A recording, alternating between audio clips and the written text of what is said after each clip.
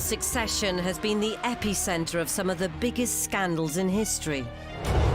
Most of the peaks and troughs of the monarchy's existence have been predicated on crises involving illegitimate children or fights over who should exceed the throne.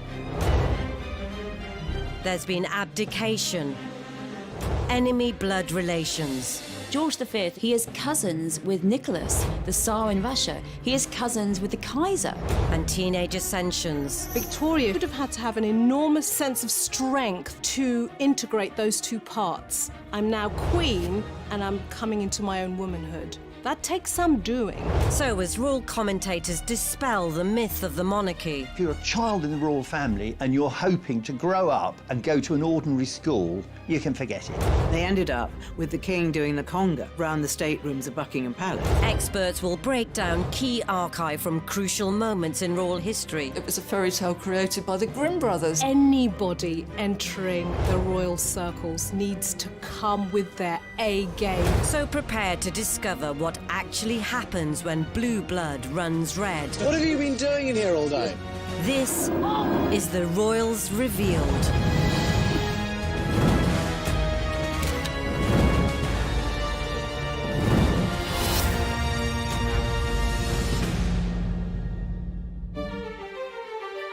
This episode will reveal just how important succession is to the royals. Elizabeth, she knew that her situation as a very young woman becoming the monarch of what was still then a pretty big empire paralleled her ancestor Queen Victoria. And although the monarchy may seem stable enough today, She wants to go down in history as an extraordinary monarch, and she will. We have become used to seeing the traits that she uses as being primarily regal and idealistically regal. In a way, we tend not to question them very much. do the next in line need to learn the lessons of the royal bloodline? I think abdication remains a dirty word in the Queen's vocabulary because she still blames Edward VIII for thrusting her father onto the throne and effectively blames that for his premature death. Henry VIII had loads of sons out of wedlock, and we even had a situation in which James II, when his wife was pregnant, everyone said it was a fake bump. To avoid making the same mistakes in the future. He knows exactly his position when he becomes sovereign, that he's got to put up and shut up, in so many words. The Queen has been the ultimate constant in British life, and that, of course, puts pressure on everyone that follows her to do just as good a job. On the 2nd of June 1953, the world rejoiced at the coronation of a new queen. Coronation in 1953 was a tremendous morale booster. There were street parties up and down the country. There were beacons up and down the countries. Everywhere you looked, there was flags, there was bunting, there was happiness. People were happy because it was a terrific day. One of the most important coronations of the last century, given that it's led to this record-breaking reign by Elizabeth. Nearly 7 decades on, it's almost impossible to conceive that there was a time when she may not even have taken up the mantle of monarch. Elizabeth II was brought up as a little girl who was never intended to be queen. Her life was one to be of an aristocratic marriage on a big estate in the country, and everything changed when she was 10, when her uncle Edward VIII abdicated. He risks the power and the glory of his position and creates the greatest British crisis in centuries as he clashes with cabinet and parliament. The Duke of York is next in line for the British throne, and next to him in succession is his eldest daughter, the Princess Elizabeth, shown here with her father and mother. She was just a little girl, and she and her sister Margaret were at home, and they heard people shouting outside, and they went to ask a footman, what's happening? And the footman said, your uncle Edward VIII has abdicated, and your father is George VI. And Margaret said to Elizabeth, does that mean you'll be queen now? And Elizabeth said, I suppose so. Princess Elizabeth to go from being third in line to heir, aged only 10, must have felt quite destabilising, because I'm wondering whether the behaviour of those around her would have shifted gear, because she'd have gone from being an aristocrat, minding her own business, to suddenly in the spotlight, and the attention on her to groom her behaviour for her path to the throne would have been of paramount importance. However, within the family there had always been a precautionary nod to the notion of a potential succession. Edward VIII was considered a bit of a playboy, and there wasn't much prospect of him marrying and having children when Elizabeth was a young woman. George VI, mindful of this, didn't necessarily think that he would take the throne, but thought that the throne would pass from his brother to his daughter. So Elizabeth did have lessons in constitutional history and forged a bond with figures like Winston Churchill, even as a child, because there was this sense before even George VI became king that she would be next in line. Now, a lot of that framework and structure may very well be about protocol, how to behave, which knives and forks, all that kind of stuff, how to, greet heads of state. What might not get as much attention is her emotional and psychological well-being, because this is still a little girl growing up in this environment where suddenly she's got a lot more to think about. And at 10 years old, what are you thinking about? Hanging out with your sister, maybe hanging out with your friends, and thinking about playing. When Elizabeth was growing up, she would have sensed that what you can do and what you can't do is very clearly defined. She couldn't mix with people outside the royal circle. As Elizabeth watched her father take his reluctant place in the line of succession, it was a time of mixed feelings, particularly towards her uncle Edward.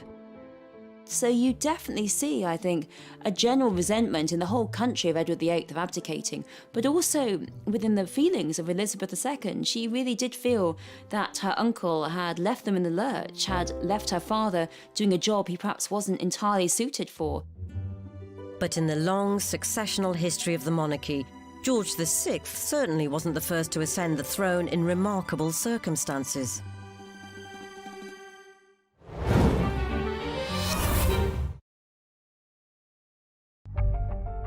May 1937 marked a milestone in British constitutional history, as after the controversy of Edward VIII's abdication, a confused nation finally got back some stability with George VI's coronation. And his young daughter was now next in succession. There was a sense once he became king and he knew that Princess Elizabeth's destiny was to exceed the throne after him, that he decided to prepare her by sharing the contents of his red boxes of state papers and effectively co-opting her into his role as king so she would know what she was in for. So from Princess Elizabeth becoming heir at this point may not have been as daunting. The more daunting path was for her dad, who'd gone from being spare to now being heir. And he would have felt all those pressures. She may well have felt shielded and protected because her dad's in the spotlight, and she may have also felt, there's time on my side. I can just focus on growing up and waiting another 20, 30, 40 years before I have to, ascend to the throne. So for her, it would have been a very different journey at that particular point. However, as the king's health worsened, it didn't seem likely Elizabeth would get much time to prepare for her destiny. It's very difficult to believe that she wasn't aware that for the last 2 or 3 years of his life, that he could die at any time. He'd had one lung removed, he was a heavy smoker. I mean, he was very, very weak and ill. And I think also Elizabeth, she knew that her situation as a very young woman, becoming the monarch of what was still then a pretty big empire, paralleled her ancestor Queen Victoria, who became queen at a very young age and was remarkable in very quickly getting a grip on what was seen as, in Victorian times, an even more difficult task for a young woman. George passed away in 1952, and at just 25, Elizabeth became queen. Father's death was a tremendous shock. It would be a shock to anybody, to any child losing their dad or losing their mum. The shock of her father's death was trauma enough. Then Elizabeth had to step into becoming queen at the age of only 25. These are 2 monumental events in a person's life. And I cannot imagine what it must have been like to feel the pressure and the responsibility of taking on the crown. Decades later, the controversy surrounding her uncle hasn't been forgotten. I think abdication remains a dirty word in the Queen's vocabulary because she still blames Edward VIII for thrusting her father onto the throne and effectively blames that for his premature death. However, in a law dating back to the Norman conquest, if instead of a younger sister Margaret she'd had a brother, he would have taken the crown. Until 2013, you could have 6 royal daughters and they would all be deposed if number 7 child was a son, even if he was a baby.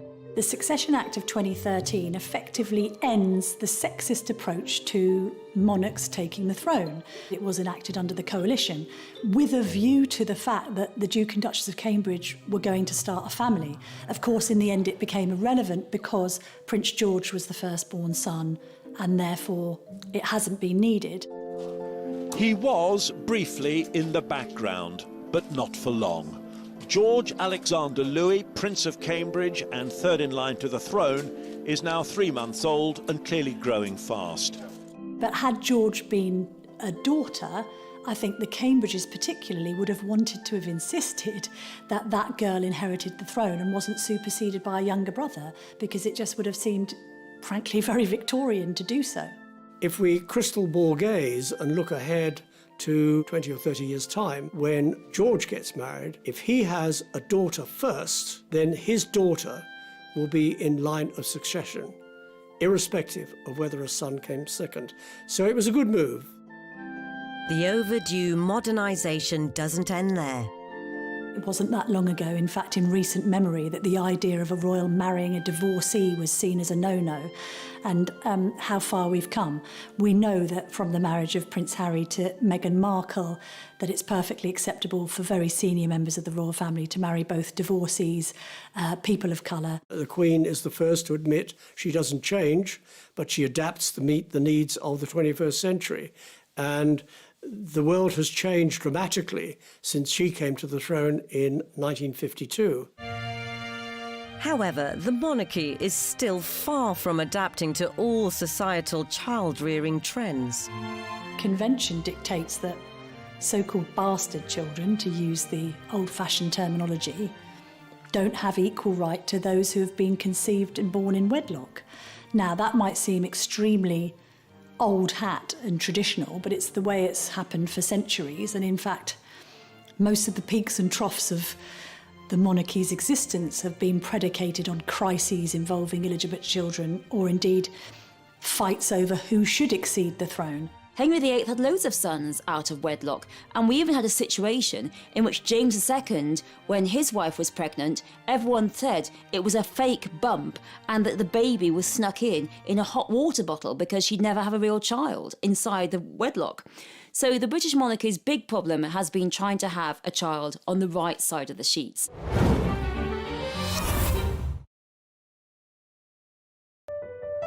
Many have claimed that they are born of royal blood. Most startlingly, in recent years, US publication The Globe alleged Prince Charles and Lady Diana had a secret daughter called Sarah. I must confess I have no knowledge of a secret daughter called Sarah born to Princess Diana and Prince Charles, as alleged by The Globe. I think that's just perhaps a headline too far, a conspiracy theory that has been widely debunked and isn't given much respect. The monarchy has clearly stabilised since, but some of her predecessors had a fight to get to the throne in the first place. Not least, much heralded leader, Queen Victoria.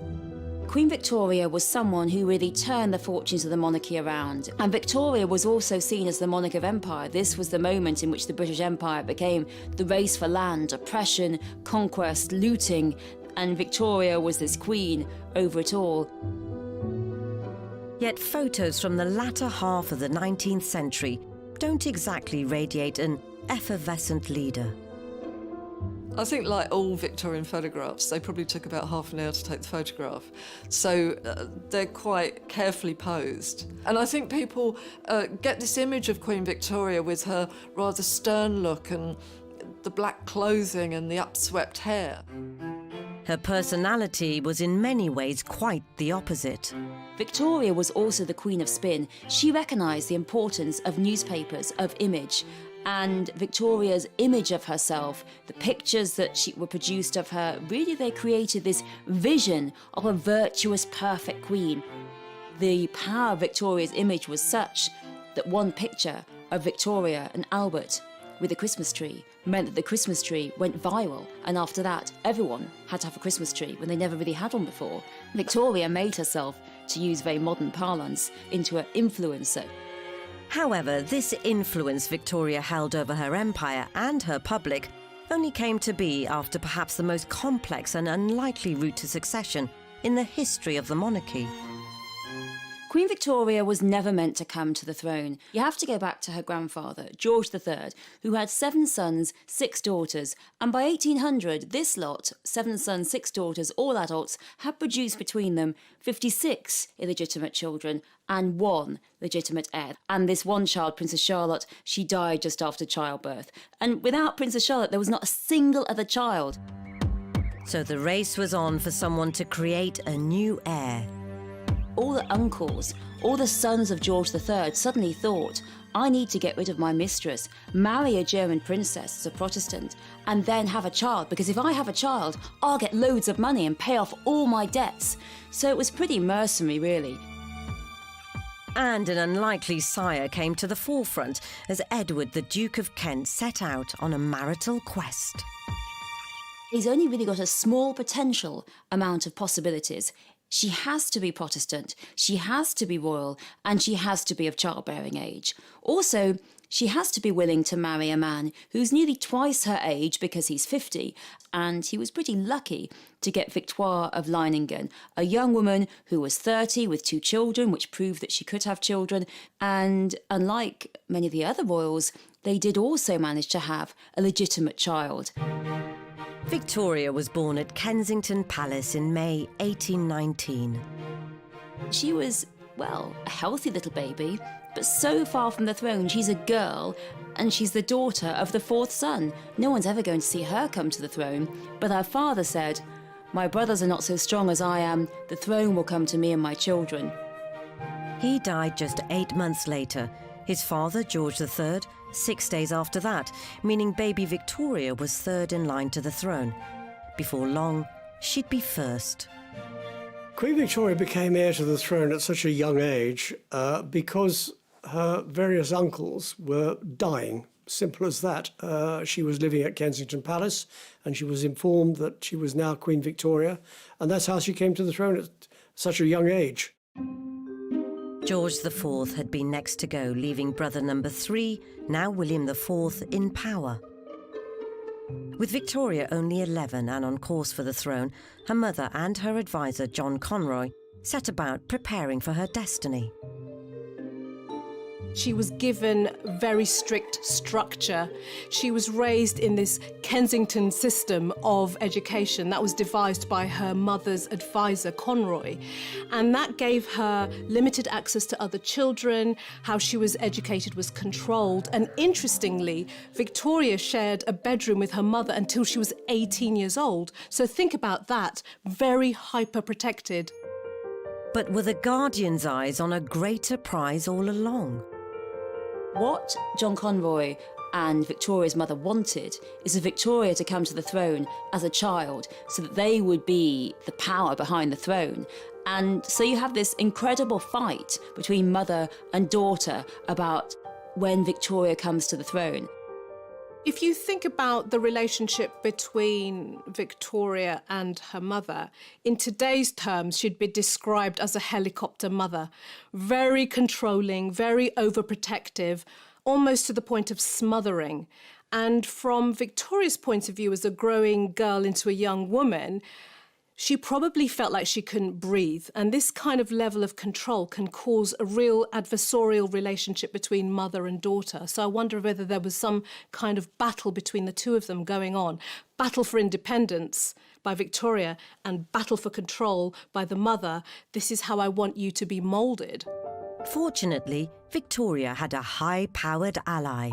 The king, William IV, he's on the throne and he's old and he's ill, but he hates Victoria's mother, and he wants the throne to go to his niece, to Victoria. That's it. So he says to his doctors, just wind me up, just keep me going. And Victoria's 18th birthday party, he's too ill to go, but it's a wonderful party. Victoria has a marvellous time. And guess what? Her mother storms off early because Victoria's 18th birthday means the end of all her mother's hopes of being power behind the throne. Having got his wish, William IV passed on weeks later, leaving the now considered adult Victoria to take the reins. This is an 18-year-old girl who's just coming into womanhood, finding her own voice, wanting to find her own identity separate to being the child of someone. And that's quite a conflicting position to find yourself in. So she would have had to have an enormous sort of sense of strength to integrate those two parts. I'm now queen and I'm coming into my own womanhood, and combine them together. That takes some doing. And there was such an avalanche of enthusiasm for her. Even though she was 18, even though she was female in a sexist time, people thought anything has to be better than those awful, awful old uncles. Victoria was crowned in 1838, and having latterly married Prince Albert of Germanic aristocracy, wasted little time in creating her own successional line. She was a very sexual woman. I mean, it's almost as though she was chasing Albert around the palace at some times, trying to get a conjugal right. And he was making excuses to sort of, no, I need a rest, and then keeping away from it.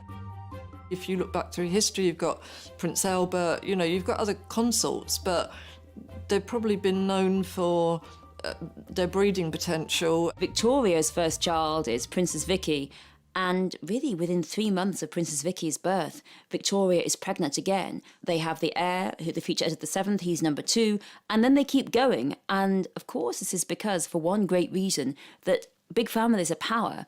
And for Albert and Victoria, they want to marry their children into the other European royal families to create links, to create friendships and create relationships, because Albert and Victoria believe that if your children are all married into foreign royal families, then you will never, ever want to go to war. Queen Victoria had unknowingly set the stage for colossal successional damage that would have disastrous consequences for the British royal family. Victoria had a high-powered ally. The king, William IV, he's on the throne, and he's old and he's ill, but he hates Victoria's mother, and he wants the throne to go to his niece, to Victoria. That's it. So he says to his doctors, just wind me up, just keep me going. And Victoria's 18th birthday party, he's too ill to go, but it's a wonderful party. Victoria has a marvellous time. And guess what? Her mother storms off early because Victoria's 18th birthday means the end of all her mother's hopes of being power behind the throne. Having got his wish, William IV passed on weeks later, leaving the now considered adult Victoria to take the reins. This is an 18-year-old girl who's just coming into womanhood, finding her own voice, wanting to find her own identity separate to being the child of someone. And that's quite a conflicting position to find yourself in. So she would have had to have an enormous sort of sense of strength to integrate those two parts. I'm now queen and I'm coming into my own womanhood, and combine them together. That takes some doing. And there was such an avalanche of enthusiasm for her. Even though she was 18, even though she was female in a sexist time, people thought anything has to be better than those awful, awful old uncles. Victoria was crowned in 1838, and having latterly married Prince Albert of Germanic aristocracy, wasted little time in creating her own successional line. She was a very sexual woman. I mean, it's almost as though she was chasing Albert around the palace at some times, trying to get a conjugal right. And he was making excuses to sort of, no, I need a rest, and then keeping away from it. If you look back through history, you've got Prince Albert, you've got other consorts, but they've probably been known for their breeding potential. Victoria's first child is Princess Vicky, and really within 3 months of Princess Vicky's birth, Victoria is pregnant again. They have the heir, the future Edward VII, he's number 2, and then they keep going. And of course, this is because, for one great reason, that big families are power. And for Albert and Victoria, they want to marry their children into the other European royal families to create links, to create friendships and create relationships, because Albert and Victoria believe that if your children are all married into foreign royal families, then you will never, ever want to go to war. Queen Victoria had unknowingly set the stage for colossal successional damage that would have disastrous consequences for the British royal family.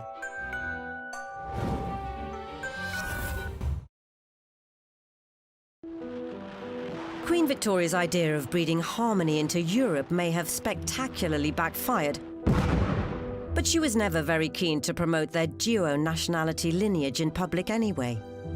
Victoria and Albert are very clear to say that they're a British family, that they only speak English at home, that they have nothing to do with Germany. It's just Albert was from there. But Albert does speak German to the children, and you might say it's quite a good idea. After all, in his view, they will all end up married to Germans, so they might as well learn how to speak to their future spouses.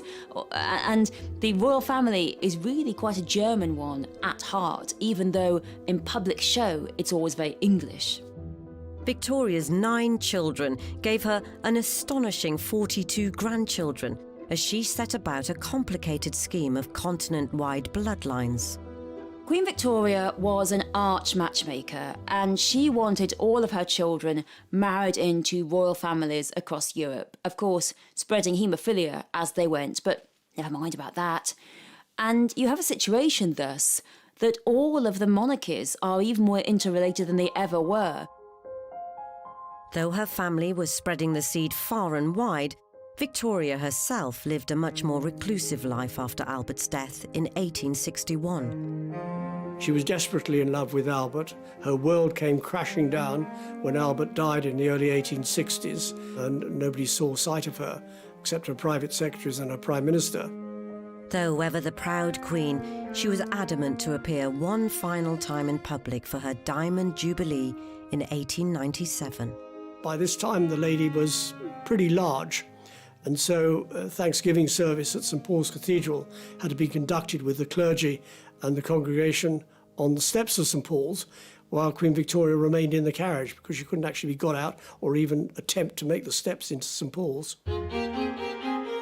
Victoria died in 1901, but would her international royal legacy continue? After Victoria, her son Edward VII becomes king, then his son George V, and George V is the king for the First World War, and you have a situation in which he's related to all of the royal families through his mother's matchmaking efforts. He is cousins with Nicholas, the Tsar in Russia. He is cousins with the Kaiser. Unfortunately, it was anything but happy families. It actually accelerates and intensifies the possibility of war because all these monarchies are related, and all of them are saying not just why has Britain got so much, they're also saying why has our relation got so much. By 1917, the line of royal succession saw Queen Victoria's grandson, George V, now 7 years into his reign, with the world at war. Often during his many tours at the front, His Majesty went up into the danger zone and saw the field artillery at work. King George V and Queen Mary actually started the walkabouts. They went to hospitals, they met the common men and common women, people who were fighting on the front line, people who were injured, people who were recuperating in hospital. They were the king and queen of the people. Despite George's constant shows of support for his troops, there was another war raging back home, a direct result of Queen Victoria's mission to create royal allegiances all over Europe. The outbreak of World War I meant that many Germans living in this country had been seen as really the most marvellous people to have here. Overnight went to enemies, and overnight were hated and lost their jobs. And you actually see incidents in the early days of World War I in which the royal family are actually reported as spies. There was one in which there were said to be suspicious lights coming out of Windsor Castle, which was signalling, apparently, to German U-boats. Now, the police investigated and found it was just the vicar driving home from Windsor Castle, but still there was this appetite, this obsession, this anti-German suspicion, this febrile terror of Germans all across the country. Remarkably, George had visited Germany as recently as 1913 to spend time with their leader, Kaiser Wilhelm II, who also just so happened to be his cousin. The final straw came in June 1917, when an airstrike killed over 100 Londoners, and it was revealed the plane was called a Gotha. The surname Saxe-Coburg-Gotha came from Albert, because Victoria married Albert and took his surname. And so that meant that the royal family's surname was Saxe-Coburg-Gotha. When your king's got the same name, on the one hand, you've got a plane shooting up anything and everything because it perceives the British and Empire forces as the enemy, and it was felt highly inappropriate. Lord Stamfordham, who is the King's private secretary, was very good at judging the mood of the people and didn't so much suggest to the King, said to the King, the name has to be changed. Various names are talked about, usually parts of the country. They're debated, should it be Buckingham, could it be Oxford? Britannia was even thought about, which would have been highly appropriate. But in the end, Windsor is plumped upon. They choose the name Windsor, a completely fake, made-up name, simply because they like Windsor Castle. Just 4 days after the Gotha airstrike, George V had officially changed his name. The House of Windsor remained, as other monarchies throughout Europe fell. But this would have a knock-on effect to future royal generations. With the royal houses of Europe having been largely wiped out after the First World War, the number of possible suitors for Elizabeth and indeed Margaret was greatly reduced, because this was a time when royal princesses were expected to marry princes. This is not the modern era where it was possible to marry someone like Meghan Markle or Kate Middleton. Fortunately, Elizabeth found her Greek prince and duly ascended the throne, and she has made the role of monarch her own. I think we think she's perfect for the job of Queen because we've only seen the Queen being Queen. So that's what the job looks like. And in a way, we have become used and programmed to a certain extent as to seeing the traits that she uses as being primarily regal and idealistically regal. In a way, we tend not to question them very much. Even in her 90s, the Queen shows no signs of stepping down. The Queen is a deeply religious woman who swore her coronation oath before God and would do nothing to end that vow. So while she is of sound mind and body, she will continue to be Queen. I think she feels she's almost living in a sort of an heroic age. She wants to go down in history as an extraordinary monarch, and she will. However, one day the inevitable must happen. I think that we underestimate the destabilising effect the Queen's death will have on the nation. There isn't anybody on earth now that doesn't remember either a Princess Elizabeth or a Queen on the throne. That continuity and stability that the Queen has provided has brought great comfort to not only people in the UK but across the world. Plans have already been made for the Queen's funeral, though only a select few can know what they entail. Journalists are privy to the plans, but we're not allowed or authorised to discuss them in public, out of respect to the monarch, but also because we've been given the plans off the record in order to prepare from a broadcasting and media point of view for what will happen. All the royal deaths are very stringently planned for, or the funerals are very stringently planned for, with codings, with setups. And in fact, that was the case for Diana's funeral, that it was based on the plan for the Queen Mother's funeral, because of course they hadn't planned for Diana's funeral. They had no idea that she died so young. What we do know is that on D+1, the day after the Queen's death, Charles will be proclaimed successor. Here we saw Prince Charles riding alone immediately behind the state coach carrying his parents, an upright figure riding quietly without flamboyance. Charles will be automatically king, but there will be a proclamation read from St James's Palace and from other parts of the country proclaiming him to be king, sovereign, defender of the faith, and then it will be formalised at his coronation. What form the coronation takes, that remains to be seen. There's also speculation around whether he'll actually be Charles III. Given what happened to one of his predecessors, Charles I, who had his head disconnected from his shoulders in 1649, having interfered with Parliament. It's a very difficult choice. I suppose there may have been a tendency towards adopting his grandfather's name, George, but then we've got another King George coming down the line, so that might be difficult. Yes, Albert has been mentioned. He could choose another name, but that might be odd because as the longest-serving heir apparent in history, we all know Prince Charles, and therefore King Charles seems the most natural progression. But will the succession be an easy transition? We know that Prince Charles isn't as popular as his mother, and that he has enormous shoes to fill because of the unwavering way in which she has reigned for the last nearly 70 years. So it's going to prove challenging. He'll be a good king because he's had a long time waiting for it. He knows exactly what's going on in the United Kingdom. He knows exactly what's going on globally. He knows he's been to practically every Commonwealth country. He's well tutored. He's probably the best prepared sovereign that we've ever had. However, some incidents during the long wait have raised questions over his kingly credentials.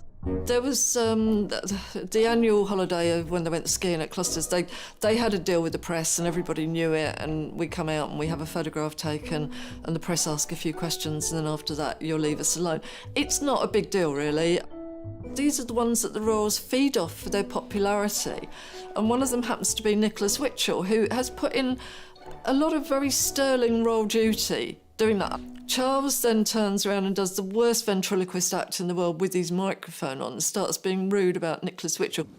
Bloody I can't bear that. He's so brilliant. He started being the son, and his sons were more like the father. His candid aside to his sons really shows what's going on internally. And we're given a little window into that kind of frustration, irritation. And I think he would have been horrified if he'd recognised in that moment that the whole world could hear what he was really thinking. And at that moment, you just want to say to Charles, inside voice, inside voice. I don't think that's the kind of side to the royals that we should be seeing. We probably know that it's there, but it puts them in the worst light. The minute their backs are turned and the smiles turn off, they're slagging everybody off and talking about... It was almost like that little man, you know, it's like that wasn't another human being, really. And I think that was a very dangerous thing to do. Charles has also been accused of meddling in politics with the so-called Black Spider memos, to where he aired his views to ministers on environmental and economic matters. As heir apparent, you would expect him to wing off letters to ministers.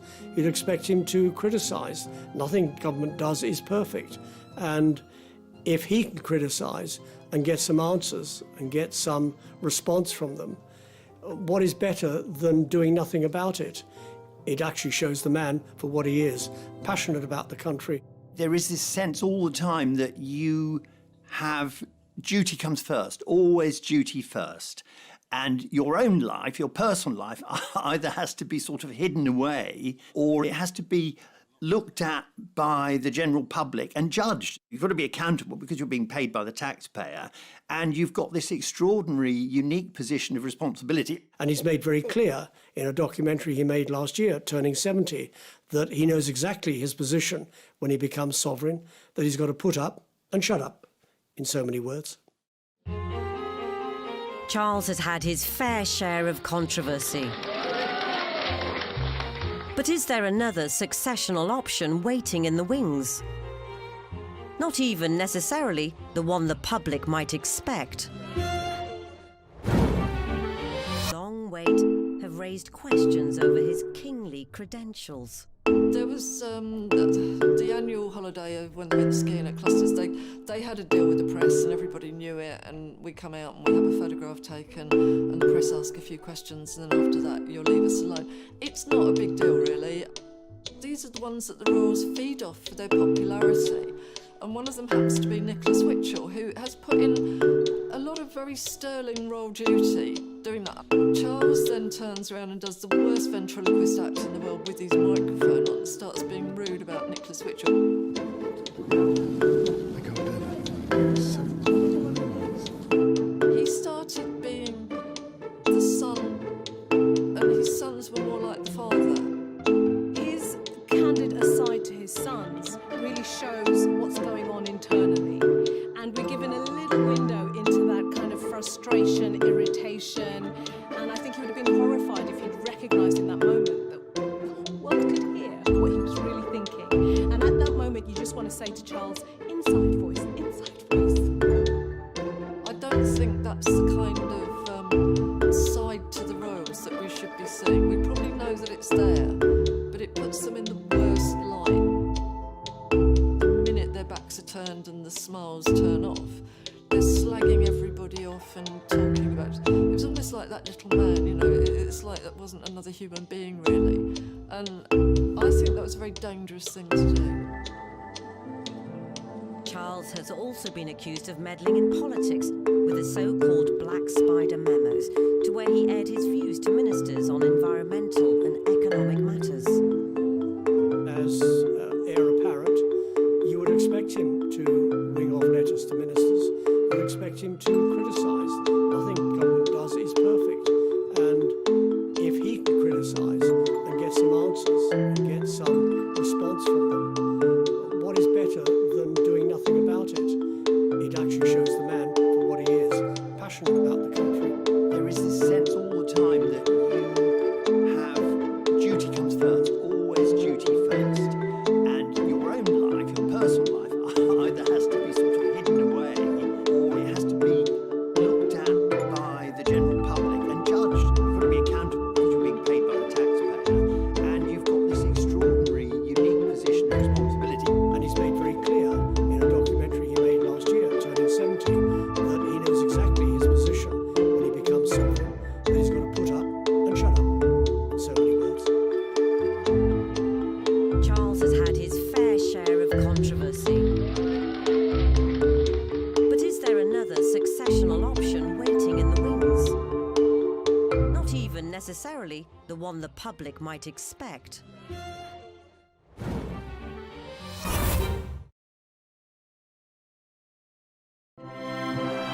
During any reign in the long history of the monarchy, there's always been debate regarding succession. And in 2019, a survey claimed nearly half of the British public want Prince William to be the next king, not Prince Charles. But is he made of the right stuff?